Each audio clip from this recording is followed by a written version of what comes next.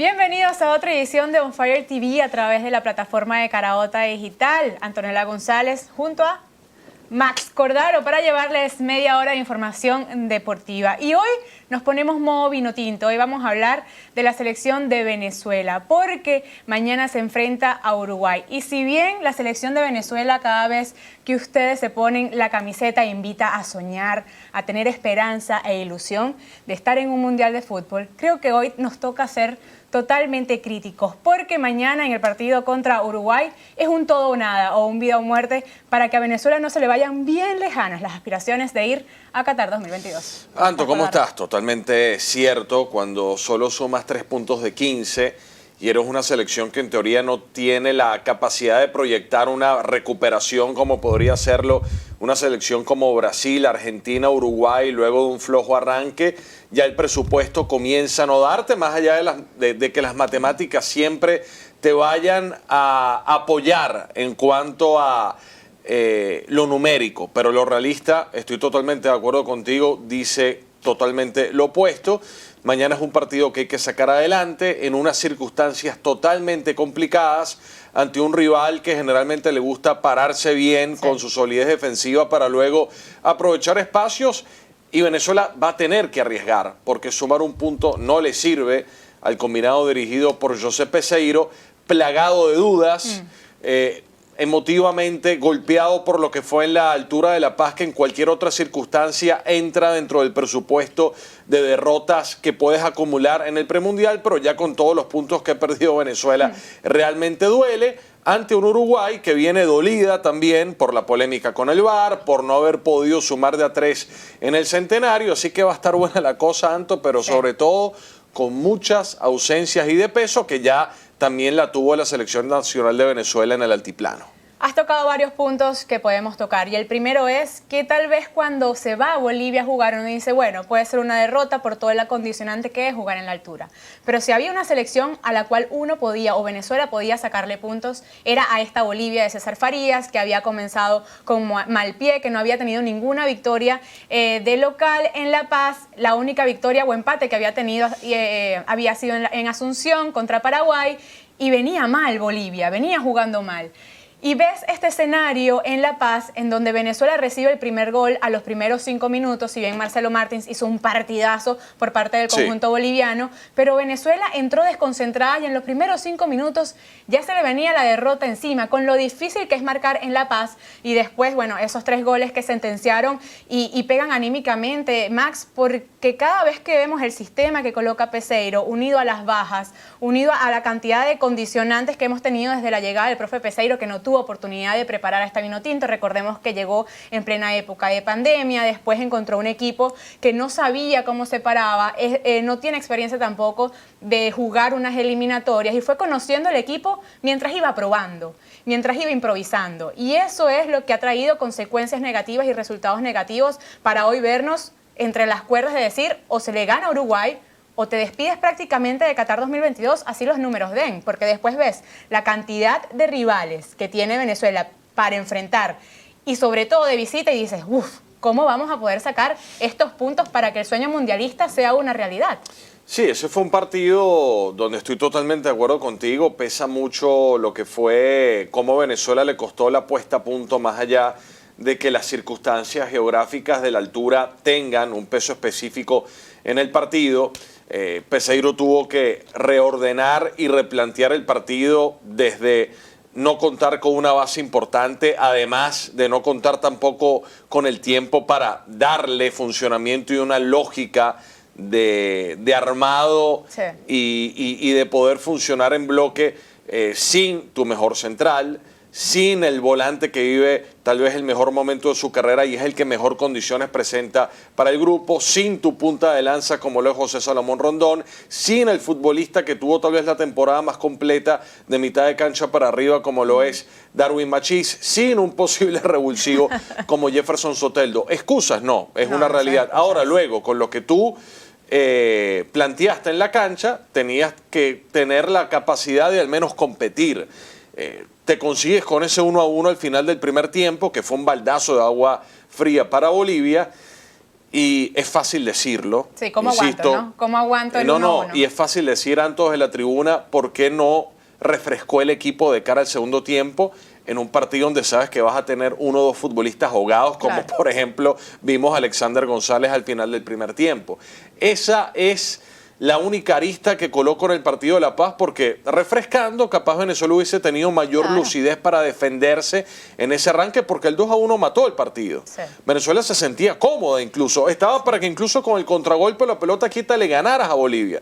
Pero ese 2-1 liquidó el partido. Max, ahora te pregunto, ¿en qué momento podemos nosotros evaluar el ciclo de José Peseiro? Porque solamente tenemos 5 partidos jugados de eliminatoria. La Copa América, que iba a ser el año pasado, va a ser este año y comienza próximamente el 13 de junio. ¿En qué momento se puede evaluar y criticar a Peseiro por lo que pone en práctica? Porque si bien en las primeras jornadas, cuando perdió por goleada con Colombia 0-3 en Barranquilla, después en el empate contra Paraguay como local, uno decía, bueno, está probando el equipo, no conoce a los jugadores, se está adaptando. Después contra Chile, en esa victoria dijimos, bueno, ya en el sistema, sabemos cómo está jugando Peseiro, vio que no puede ir a proponer tampoco, porque las eliminatorias te castigan cuando propones y cedes muchos espacios también.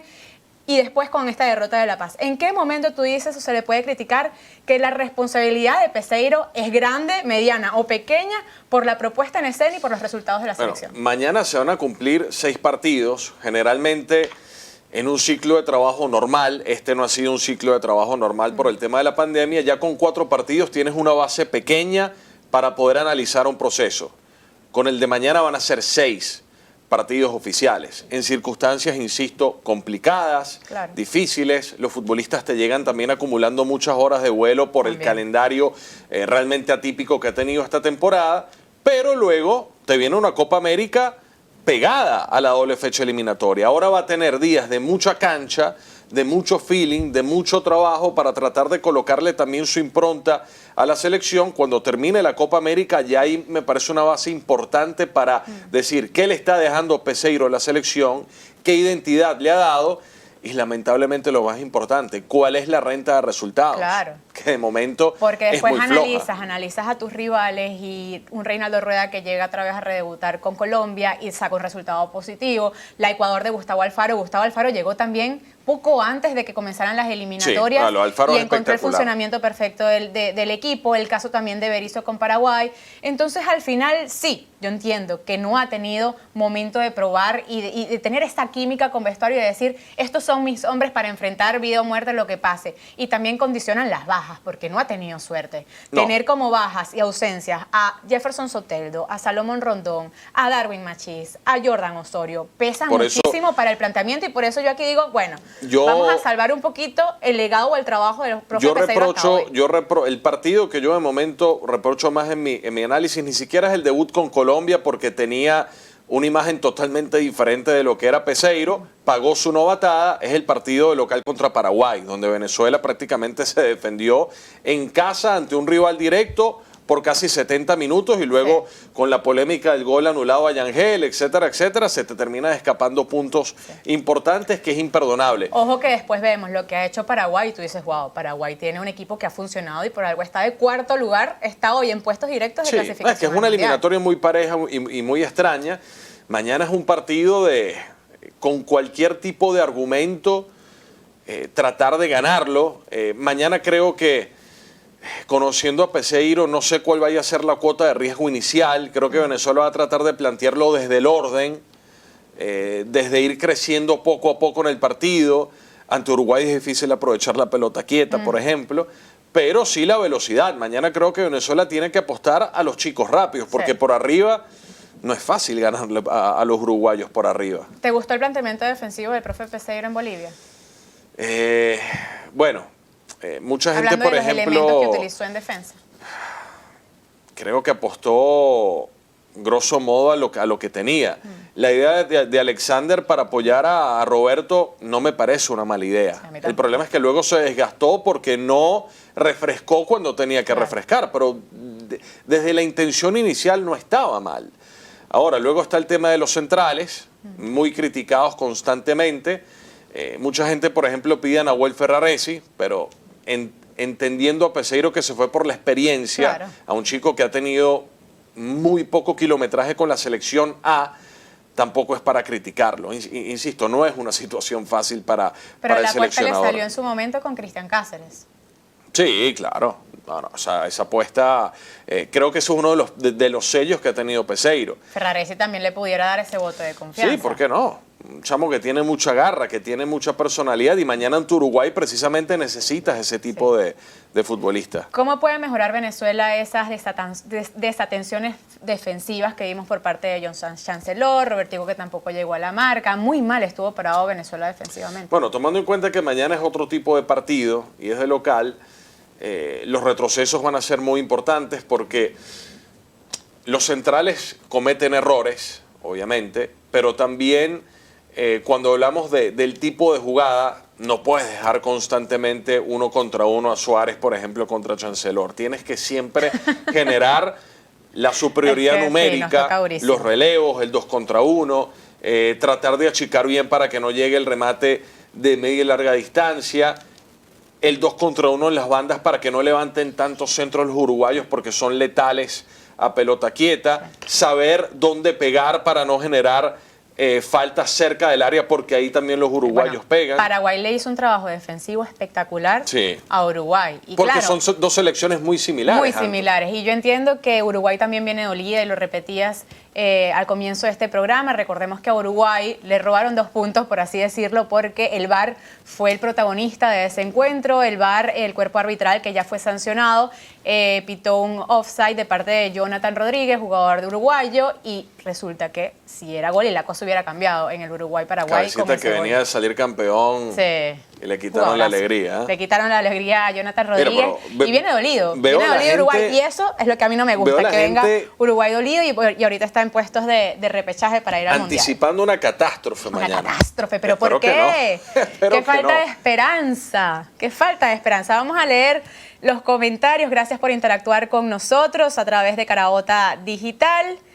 No es culpa del DT, el fútbol y los futbolistas son mediocres, no se tiene tradición futbolista. Mediocres no, si bien no tenemos tradición futbolística, creo que se ha ido formando en estas 2 décadas. Hay base para competir hay base. Venezuela 0, Uruguay 4. Por favor, no. Por favor, no. Martins con 50 años nos hizo labor. Es que vino enchufadísimo. No, Marcelo y son partidos también. No digo que todo gire en torno a la altura, porque bien lo decía Anto, no le fue bien a Bolivia, sobre todo en el partido contra Ecuador, porque contra Argentina sabemos que también el factor individual de Argentina puede incidir, pero son partidos donde se ven muchas jugadas donde el futbolista boliviano llegaba y el venezolano simplemente no. Ahora, los errores defensivos fueron determinantes, sí. Y bueno, Marcelo Moreno Martín cada vez que ve a Venezuela se recuerda que sabe hacer goles porque es su oficio. Marcelo Moreno Martins tiene 5 goles y es el actual pichichi de las eliminatorias sudamericanas rumbo a Qatar 2022. Si son inteligentes, que jueguen 4-3-3. ¿Qué te parece? Bueno, creo que lo que pasa es que mañana una cuota de riesgo debes tenerla. Depende qué 4-3-3 vayas a colocar. Savarino acompañado por quién? Por un tipo rápido como Murillo. Por otro tipo más técnico como Otero, por ejemplo. Lo hizo bien Otero. Sí. Es importante establecer ese tipo de cosas, porque más allá del esquema es qué tipo de futbolistas vas a colocar, sobre todo arriba, porque no es un partido donde te sirve el empate. Sí. Frenamos Uruguay, pero sumaste un punto, tienes que ganarlo. Sí, puede ser desde el orden. El problema es que Uruguay no va a salir a ahogarte. Uruguay también es un equipo muy inteligente que sabe llevar esos partidos poco a poco. Aquí comentan, Fariñez tiene que jugar sí o sí. Recordemos el duelo de porteros que tiene la selección de Venezuela. Yo creo que es un duelo positivo, ¿no? Porque tener a Romo, claro, Graterol, Fariñez en esta pelea por quién es titular, pero Graterol no tuvo el mejor debut con Venezuela en ese partido ante Bolivia y yo siento que Peseiro sí se va a decantar por Fariñez. Sí. Bueno, analicemos los goles. El primero no podía hacer nada. Le pica mal esa pelota y por suerte resolvió. Luego el segundo, el cabezazo cerca del área chica. Claro, El contexto lo penaliza, pero creo que no hay una Y responsabilidad. tapó el mano a mano de Martins también, que podía sentenciar Sí. la goleada de Bolivia sobre Venezuela. Claro, luego se quiere dar un golpe a la mesa, Wilker regresa, contagia Claro. al grupo, pero creo que Joel no tuvo una responsabilidad directa en los Hubo goles de una que Bolivia. le picó que terminó Por eso, salvando por en eso. la Esa fue la raya única final. pelota que lo traicionó, es que la pelota en la altura Sí. se mueve de manera diferente. Venezuela tiene mucho equipo, no sé qué pasa. Bueno, sí, no sabemos qué pasa.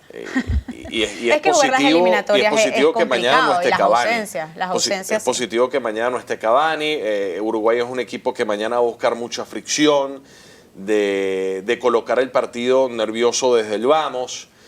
Joseph decía que es una lástima que no se pueda jugar con público. Creo que mañana, Anto, por más de que se sepa que el ritmo de juego de Joseph todavía, pero es un partido para Joseph. Claro que es un partido porque para tiene que colocar esa cuota de jerarquía también, donde se ha restado mucho con las Sí. ausencias que tiene Venezuela, y con eso también se juega, sobre todo en eliminatorias, donde el tema de la piel, de lo que transmites en la cancha, viéndote a los ojos con los rivales, puede marcar la diferencia. Aristigueta y Cádiz pudieran ser opción. Mira, el propio Colorado con Joseph, por eso es que hablamos de los esquemas. Claro. 4-3-3 depende qué 4-3-3, porque también es un partido que juegas en casa. Joseph y Aristigueta se conocen muy bien. Compartieron incluso en el Caracas cuando eran más chamos. Podría ser una opción. Que pudiera ser un 4-4-2. Sí. ¿Te gustaría un 4-4-2? Podría ser un 4-4-2. Vamos a seguir leyendo. Creo que Venezuela le dice adiós mañana al Mundial. No seamos tan pesimistas, Esperemos que porque no. los números todavía siguen dando. Llevamos No, seis, no, atención, si Venezuela... 6 fechas jugadas, sería la de mañana, pero todavía los números dan. Lo que pasa es que analizas los rivales y lo difícil que es esta eliminatoria y dices, guau, nos tocaría Atención, muy difícil. Venezuela gana mañana y queda con 6 puntos. Vean la tabla de posiciones. No se queden con los 6 de 18. Vean, con 6 puntos estás ahí. Sí.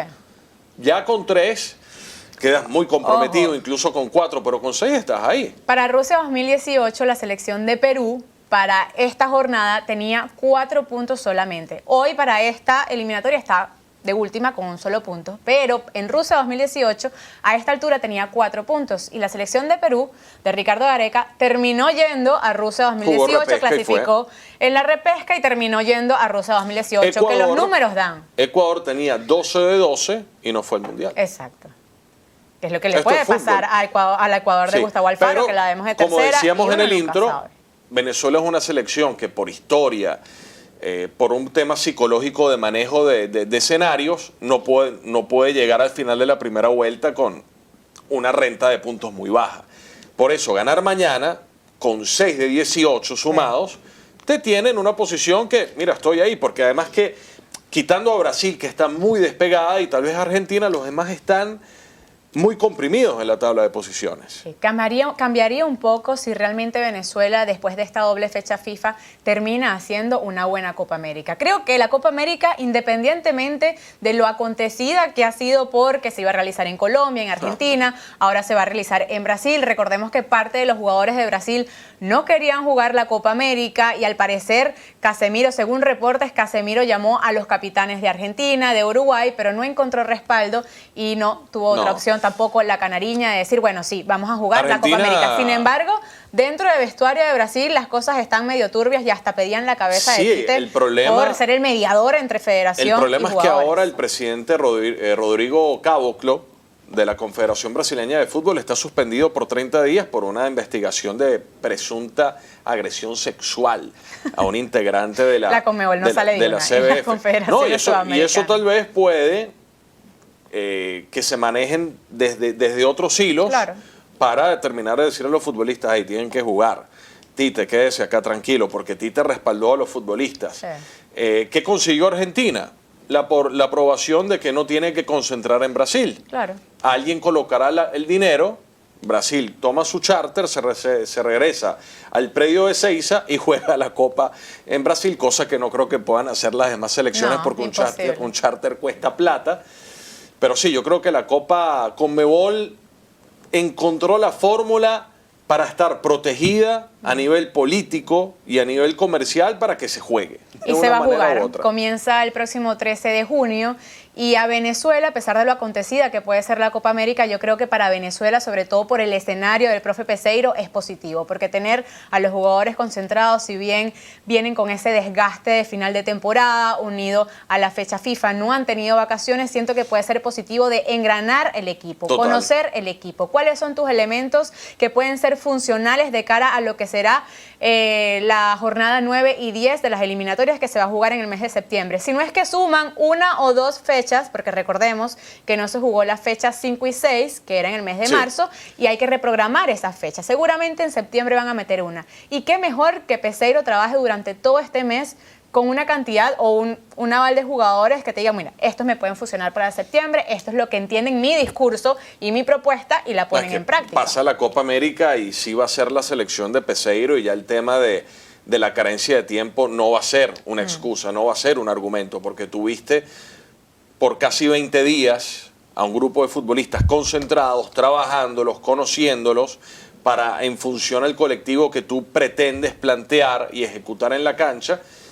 Y yo creo que la Copa América va a ser más que futbolística, física, porque hay tanto desgaste emocional y físico que quien esté más lúcido en esos partidos por ser un torneo corto puede capitalizar, y quien quita que se salga una rueda de la carreta y no el mejor equipo técnicamente llegue lejos. Sí, hay cosas que le preocupan al fanático leyéndolo siempre en redes sociales, y es esta generación. Se habla mucho de que esta es la generación dorada, la que invita a soñar, a tener la ilusión de ir a Qatar 2022 y de que Venezuela vaya a su primera cita mundialista. ¿Qué tan catastrófico sería, Max? Porque es la generación que arrastra ese subcampeonato de la Copa del Mundo Sub-20 de Corea del Sur, el no llegar a Qatar 2022 con esta generación que individualmente han hecho las cosas bien, pero que colectivamente todavía no han encontrado su camino.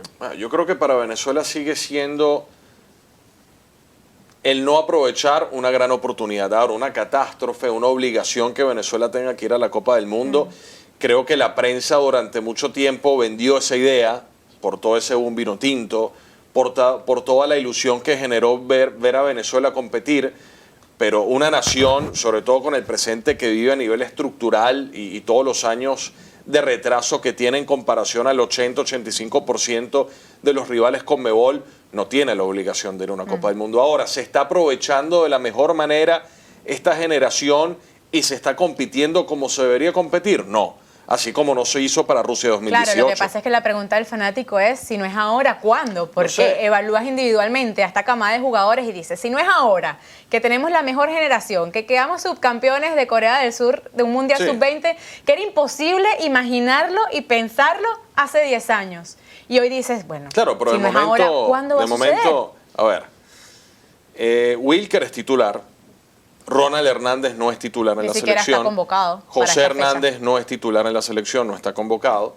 Ferraresi podría comenzar a pedir minutos. Luego está Velázquez, no es titular, el otro central. Yangel, inamovible. Lucena no está convocado. Sergio Córdoba es una alternativa. Ronaldo Peña no es tomado en cuenta. Jefferson Soteldo es otro punto fijo. Es Peñaranda lamentablemente... el nombre vemos asomado por ahí. A pesar de que él dice que es un beta que no esté convocado, lo dijo así, tiene tanta personalidad, ojalá tuviese otro tipo de foco este chamo. Son 3-4 jugadores. ¿Quién quita que para el próximo ciclo... Jefferson Soteldo. Sí, son Soteldo, Yangel y Wilker. Sí. Esos tres que no se está aprovechando, tampoco es que hay continuidad de estos jugadores. Sí, porque generalmente y es imposible. No todas las selecciones que brillan en sub-17 y sub-20, luego son 3-4 que... Y si retrocedemos para el Mundial de 2009, cuando fue la primera participación de Venezuela en una cita mundialista sub-20, esa generación que dirigió César Farías, solamente está Salomón Rondón. Sí. Solamente. Romo ha sido una muy buena carrera, pero ha sido intermitente en la selección. Sí, pero digo como autor o protagonista Sema Velázquez, de la selección. Pablo Camacho, Jonathan del Valle, Luis Ángelo Peña, Rafa Costa. Menino Flores. Lamentablemente, y es normal. Sí. Es normal. Por ejemplo, de la Argentina que ganó con Messi en el sub-20, Se queda Di María. Sí, pero luego está el Kun, por ahí también creo que estaba Zabaleta, pero no todo el bloque No, llegó. y más bien le aplauden ahorita a Scaloni que tenga este recambio generacional que acompaña a Messi, y por eso es que porque hay viene haciendo las futbolistas cosas bien. que brillan como juveniles y luego se estancan, y hay otros que les cuesta y explotan después. Sí. El fútbol es así. Sí. Pero bueno, seguiremos analizando las eliminatorias. Recuerden, mañana Venezuela se enfrenta en el Estadio Olímpico de la UCB en Caracas al conjunto de Uruguay. No pierdan las esperanzas para todos los que comparten con nosotros los comentarios. Vistan su camiseta vino tinto. Yo creo que no hay nada más lindo, más bonito que vestir la camiseta, llenarnos de ilusión, soñar y unirnos por 90 minutos como un país. Así que mañana todos a ponernos nuestra camiseta vino tinto. Claro que sí. Esperemos tener un buen resultado, que es la victoria. El empate es sumar, pero realmente Venezuela necesita los 3 puntos en casa y luego lo estaremos analizando, Anto. Luis Suárez, mañana no te No, queremos. por favor. Max Cordaro, Antonella González, @Max Cordaro, @Anto Sports. También pueden seguir toda la actualidad deportiva por nuestra cuenta @OnPieceOfFireTV. Y, por supuesto, Caraota Digital. Bye, bye. Chau.